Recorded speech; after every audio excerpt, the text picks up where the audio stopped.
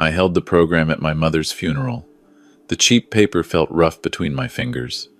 Robert, my younger brother, sat beside me in the first pew of Street, Michael's Cathedral in Toronto, his head bowed.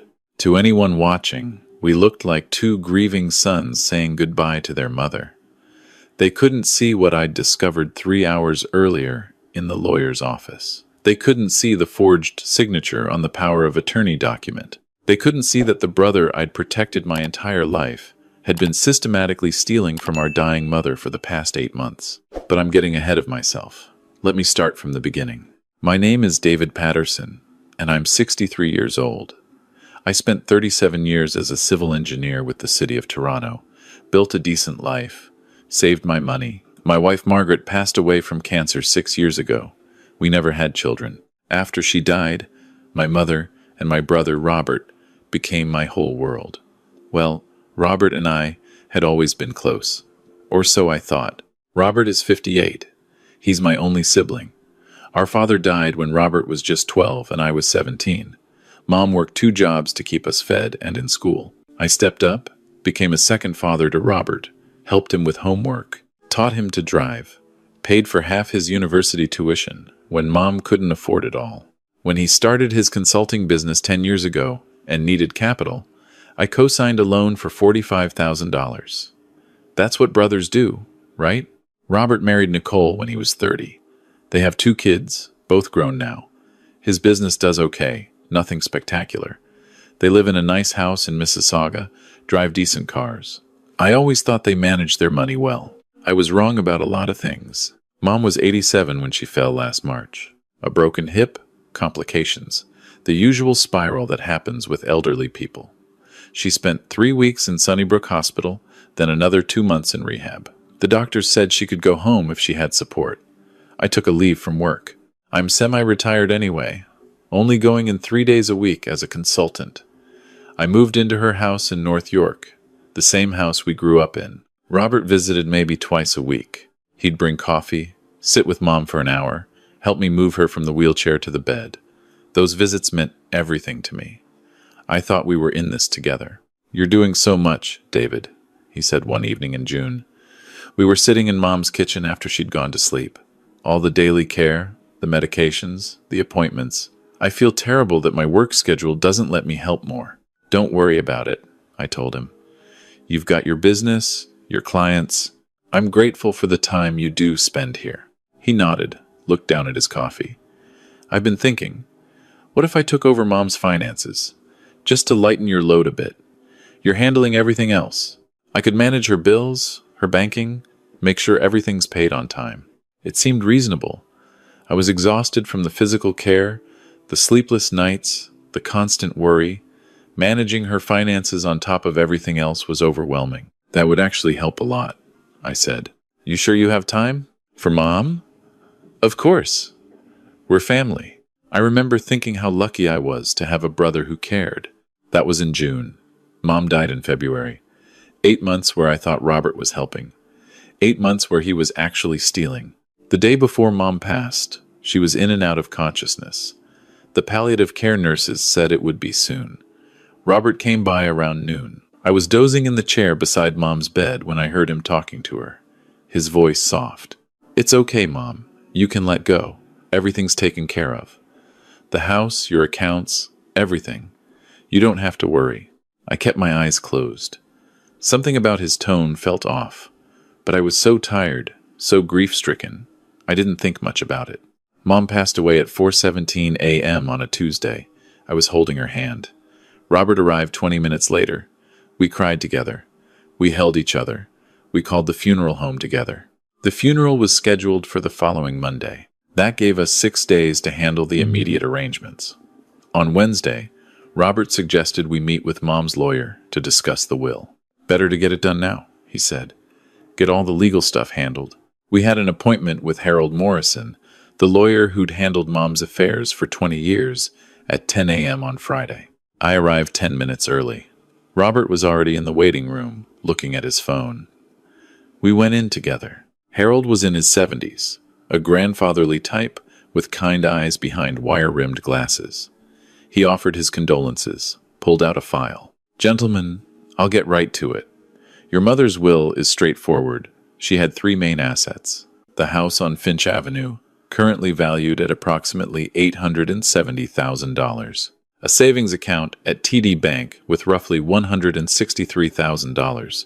And her RRSP, worth about $92,000. The will states that everything is to be divided equally between you two boys. I nodded. That's what Mom had always said. Fair and equal, Harold continued. However, there's a complication. 8 months ago, Robert came to me with a power of attorney document, signed by your mother, giving him full authority over her financial affairs. My stomach dropped. I looked at Robert. He was staring at the desk. Since then, Harold said, Robert has transferred significant funds from your mother's accounts. The savings account, which had $221,000 in June, now has $163,000. The RRSP has been partially liquidated from $145,000 to $92,000. In total, $111,000 has been moved to an account in Robert's name. The room felt like it was spinning. What? Robert claimed these were gifts from your mother, Harold said. He provided documentation showing these as legitimate transfers for care expenses and personal gifts. However, I've reviewed the power of attorney document again this week, and I have concerns about its authenticity. What kind of concerns? My voice sounded far away. Harold pulled out a document, slid it across the desk. This signature. I've seen your mother's signature hundreds of times over the years. This doesn't match. The loops are wrong. The pressure is inconsistent. I believe this document was forged. I stared at the paper, then at Robert. My brother, my baby brother, who I'd raised, who I'd helped, who I'd trusted with everything. Robert, I said. He wouldn't look at me. I can explain. Did you forge Mom's signature? I needed the access to help her. The bills were piling up. She needed medications. You were so overwhelmed. Did you forge her signature? Silence. Harold cleared his throat. Gentlemen, this is a serious legal matter. If this power of attorney is fraudulent, then all transfers made under its authority are illegitimate. David, you have grounds to pursue criminal charges for fraud and theft. I couldn't breathe, couldn't think. I need to leave, I said, standing up. I need to process this. I walked out of that office in a daze. Robert called after me, but I kept walking. I got in my car and just drove. Ended up at the waterfront, staring at Lake Ontario for 2 hours. My brother had stolen from our dying mother. He'd forged her signature. He'd looked me in the eye for 8 months and lied. When I finally got home, there were 6 missed calls from Robert. I deleted them all. I needed time to think. That night, I couldn't sleep. I kept replaying every interaction from the past 8 months. Every time Robert had offered to help. Every time he'd brought up Mom's finances. Every casual conversation that now seemed calculated. I remembered in September when Robert had mentioned Mom should enjoy her money while she still can. Maybe we should take some funds and fix up her house a bit, he'd suggested. New bathroom, update the kitchen, make her comfortable. She's comfortable, I'd said. She doesn't need renovations, she needs care. Just a thought, Robert had shrugged. Now I understood. He was looking for ways to justify moving money. I remembered in November when he'd asked about Mom's RRSP. Has she ever talked about what she wants to do with that money? Any specific wishes? She wants it split between us when she's gone, I'd said. Equal shares. Right, of course. I just wondered if maybe she'd want to gift some of it now. Tax purposes, you know. I don't think she's thinking about taxes, Robert. She's thinking about dying. He'd dropped it. But now I knew. He was planning his next move. Saturday morning, I called Harold Morrison at home. He picked up on the third ring. Harold, it's David Patterson. I'm sorry to bother you on the weekend. Not at all, David. I've been expecting your call. I'm assuming you want to discuss next steps? I need to understand exactly what happened. Can you walk me through every transaction? Of course. I have all the records here at my home office. Can you come by in an hour? I was there in 45 minutes. Harold had spread everything out on his dining room table. Bank statements, transfer records, withdrawal slips, all bearing my mother's forged signature. It started in June, Harold explained. The first transfer was $30,000.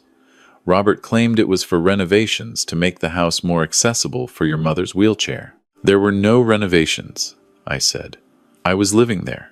Nothing was renovated. Harold nodded grimly. In July, another $25,000. He said it was for private nursing care. She had PSW support through OHIP. We didn't pay for private nursing. August, $15,000. September, $18,000. October, $12,000. November, $11,000. All documented as care expenses or gifts. My hands were shaking. $111,000. The pattern is clear. He was systematically draining her accounts, spacing out the transfers to avoid triggering automatic fraud alerts from the bank. Can we prove the signature is forged? I've already contacted a handwriting expert I've worked with before. She can compare this signature against authentic documents from your mother's file. But David, even without that, we have leverage. Robert knows the signature is forged. He knows he's committed fraud. What are my options? Harold leaned back in his chair. Legally, you can report this to the police. Fraud over $5,000 is a serious criminal offense. Robert could face prison time. Alternatively, you could pursue civil remedies, sue for the return of the funds, plus damages and legal costs. Or what? You could confront him privately, demand the money back, give him a choice, return everything quietly, or face criminal charges.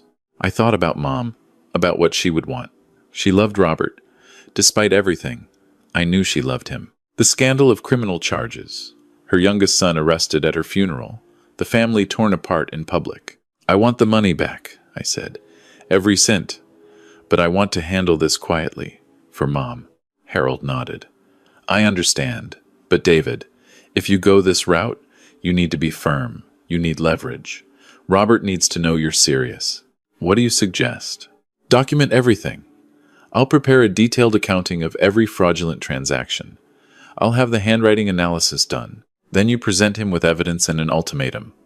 Full repayment within 30 days. Or you go to the police. Will he be able to pay it back? That's his problem to solve. I spent the rest of Saturday and all day Sunday preparing. Harold worked with me. We built an airtight case. Every transaction documented. Every forged signature highlighted. The handwriting expert worked over the weekend and confirmed what we already knew. The signatures were fake. By Sunday evening, I had a folder 2 inches thick. Evidence that my brother was a thief and a liar. The funeral was Monday at 2 p.m. I arrived at the church early with the folder locked in my car. I decided to wait until after the service. Mom deserved a proper goodbye without this hanging over it. Robert arrived with Nicole and their kids.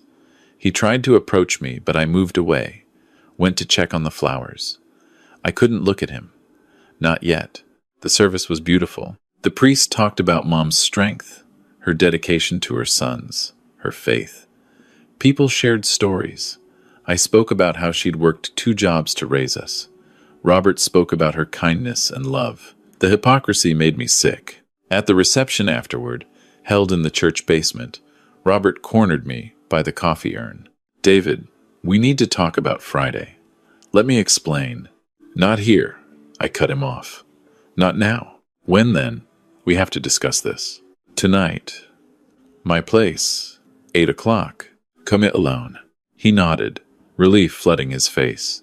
He actually thought I was going to let this slide. Thought brotherly love would trump theft. I left the reception early, went home, set up my dining room table like a courtroom, the folder of evidence in the center. A recording device, ready. Harold had advised me to record everything, just in case. Robert arrived at 8:03 p.m. He looked nervous, exhausted from the day. Want a drink? I offered. No. I want to explain what happened. Sit down. He sat. I sat across from him, pushed the folder forward. Open it. He did. Spent 5 minutes flipping through the pages. His face went from nervous to pale to gray. David, I can explain all of this. Did you forge Mom's signature on the power of attorney document? I needed access to help her. Yes or no? Did you forge her signature? Long pause. Yes. Did you steal $111,000 from her accounts over the past 8 months? I didn't steal it. I borrowed it. I was going to pay it back. Where's the money, Robert? He put his head in his hands. It's gone. Gone where? My business. I had cash flow problems. Major client delayed payment. I had payroll to meet. Vendors to pay. I thought the client would pay within a month. I'd put the money back. No one would ever know. But the client didn't pay. The project canceled. They went bankrupt. I lost the contract. So you took more of Mom's money. I thought I could fix it. I thought if I could just keep the business afloat until I landed another big contract, I could pay it all back. Did you land another big contract? Silence. Robert, look at me. He looked up. His eyes were red. You stole from our dying mother. You forged her signature. You lied to me every single day for 8 months. You sat at her funeral today and pretended to grieve while knowing what you'd done. I do grieve. I loved her. If you loved her, you wouldn't have stolen her life savings. My voice echoed in the empty house. We both sat there, breathing hard. What do you want? Robert finally asked. I want the money back. All of it. $111,000. Plus the legal fees I've incurred investigating this. Total, $118,000. I don't have it. Then get it. Sell your house. Cash out your RRSPs. I don't care how you get it. You have 30 days. 30 days? That's impossible. You had 8 months to steal it. You can have 30 days to return it. And if I can't? I pulled out another document. This is a formal complaint to the Toronto Police Fraud Division. All the evidence is documented. I file this, you're arrested. Fraud over $5,000 is a criminal offense. You'll face prison time. You'd send me to prison? Your own brother? You stole from your own mother while she was dying. He stood up, paced the room. I made a mistake. I know I did. But prison? Destroying my life? Think about Nicole. Think about the kids. I am thinking about them. I'm thinking about how they're going to feel when they find out what you did. Please, David. I'm begging you. Give me more time. 60 days. 90. 30 days, Robert. That's all you get. I'll lose everything. You should have thought about that before you forged Mom's signature. He stared at me. For a moment, I saw something flicker in his eyes. Anger, maybe. Resentment. Then it was gone, replaced by defeat. Fine. 30 days. One more thing. You're going to sign a confession, admitting to everything. I keep it. If you don't pay, or if you try to claim any of Mom's estate, I use it. You want me to confess in writing? Yes. I slid a pre-written document across the table. Harold had drafted it. It laid out everything, the forged power of attorney, each fraudulent transfer, the total amount stolen. Robert read it slowly. If I sign this, you could use it against me even if I pay you back. You'll have to trust me. The way I trusted you, the irony wasn't lost on either of us. He picked up the pen. His hand shook as he signed his name at the bottom. 30 days, I repeated. Starting tomorrow. He left without another word. I listened to his car pull away, then sat in the silence of my house. The house felt empty, not just because Margaret and Mom were gone, but because Robert was gone too. The Robert I'd known, the brother I'd loved, he'd never really existed. Or maybe he had, and somewhere along the way, desperation and bad choices had turned him into someone I didn't recognize. The next month was hell. Robert called me 6 times. I didn't answer. He texted asking for extensions, for understanding, for mercy. I didn't respond. I'd given him the ultimatum. The rest was up to him. On day 27, I got a call from Harold. David, Robert's lawyer just contacted me. They're proposing a payment plan. $60,000 now, the remaining $58,000 over 12 months with interest. No payment plan. Full amount or I file the complaint. David, if he doesn't have the money, that's his problem, Harold, not mine. On day 29, a bank draft arrived by courier. $118,000. I stared at it for a long time. Part of me had thought he wouldn't pay. Part of me had been prepared to file the police report. I called Harold. He paid. All of it? Yes. Then it's over. Deposit the draft. Put the money back in your mother's estate account. Split it evenly, as she intended. What about the confession he signed? Keep it. Insurance. I deposited the draft the next day. The money went back into the estate. When Harold finalized everything, Robert and I each received our half of Mom's estate as she'd wanted. His half, $527,000. Mine, $527,000. Equal shares, just like Mom planned. I never found out how Robert got the money to pay me back. I heard through a mutual friend that he'd sold his house in Mississauga, moved to a smaller place in Brampton. Heard his business had downsized. Heard Nicole had gone back to work full-time. I felt no satisfaction in any of it. 3 months after the funeral, I got a letter from Robert. No return address. Inside was a single page, handwritten. David, I know you'll probably never read this. I know I destroyed everything between us. I just want you to know that I'm sorry. Not sorry I got caught. Sorry I did it in the first place. I was desperate. The business was failing. I was going to lose everything. When you asked me to help with Mom's finances, I saw an opportunity. I told myself it was just a loan, that I'd pay it back before anyone knew. But one transfer became 2, became 5, became. I don't even know who I became. The worst part is knowing Mom died never knowing what I did. But you know, and I have to live with that. With knowing my big brother, who gave up so much for me, who helped me my whole life, now can't even stand to be in the same room as me. I don't expect forgiveness. I don't deserve it. I just wanted you to know that I'm sorry. Your brother, Robert. I read it once, put it in a drawer, never responded. Because here's the truth. I could forgive the money. Money is just money.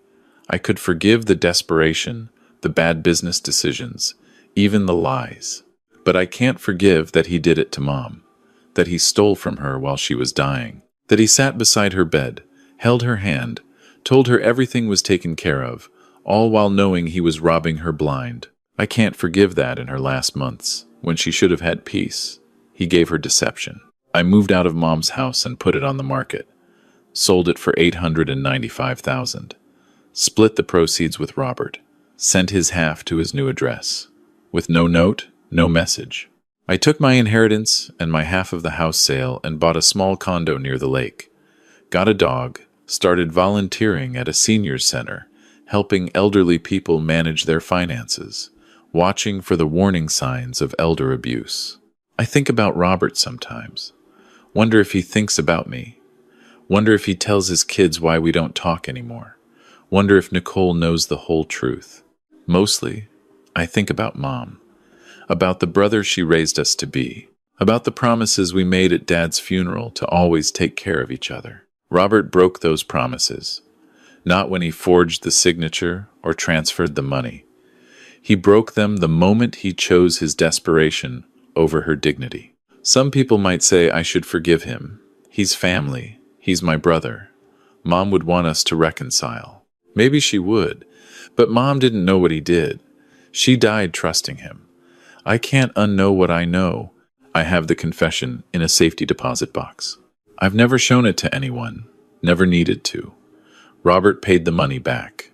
The debt is settled. But some debts can't be repaid with money. Some betrayals can't be undone with apologies. I lost my wife, I lost my mother, and I lost my brother. Not to death, but to something worse. To greed, to weakness, to the choice he made when he thought I'd never find out. He was wrong. I did find out. And that changed everything. I still have the funeral program from Mom's service. Sometimes I look at it and think about that moment, sitting in the pew beside Robert, knowing what he'd done, waiting to confront him. How surreal it felt to grieve beside someone who'd betrayed us both. People always say blood is thicker than water. That family comes first. That you forgive family no matter what. But I learned something in those 8 months, something I wish I didn't know. Sometimes the people who hurt you worst are the ones who know you'll forgive them. The ones who count on your love to let them get away with it. I didn't let Robert get away with it. I got the money back. I protected Mom's legacy. But I paid a price too. I lost my brother, my only family. Was it worth it? I don't know. Ask me on my good days, I'll say yes. On the bad days, when I'm alone in my condo and the silence feels too heavy, I'm not so sure. What I do know is this. I did what I had to do. I protected what Mom worked her whole life to build. I made sure her wishes were honored, even if she never knew they'd been threatened. And if I had to do it all again, knowing what it would cost me, I'd make the same choice. Because some things matter more than family harmony. Things like integrity, justice, doing right by the people we love, even after they're gone. Robert thought I didn't know. He thought he'd gotten away with it. He thought brotherly love would make me look the other way. He was wrong about all of it. And now we both have to live with the consequences. Him with his guilt, me with my loneliness. That's the real cost of betrayal. Not the money, the aftermath. The permanent change in how you see someone, how you see the world. I can't look at family photos anymore without wondering when it started. When did Robert change? Or was he always capable of this? And I just never saw it. I'll never know. And maybe that's the worst part of all.